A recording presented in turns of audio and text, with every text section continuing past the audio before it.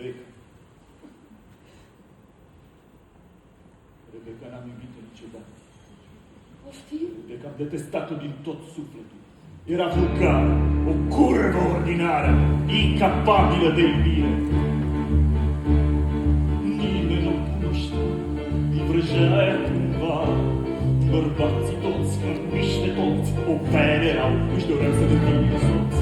La fel și eu, cu tată și adulatul mereu. Îi cădea drept în plasă, la fel și eu.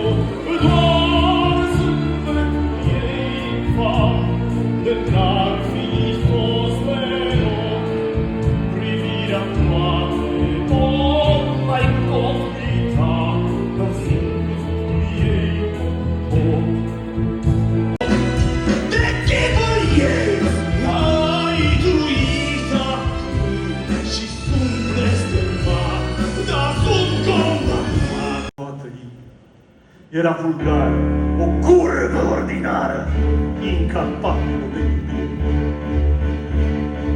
Nimeni nu cunoștea, îi vrăjea aia cândva. Mă arde ca un foc, privirea toate, o mai pot uita, dar zâmbetul ei tot. Și-un timp am mai ținut șarada ieftină de bonă, măcar am pus la cumpăratul ascultând-le ei.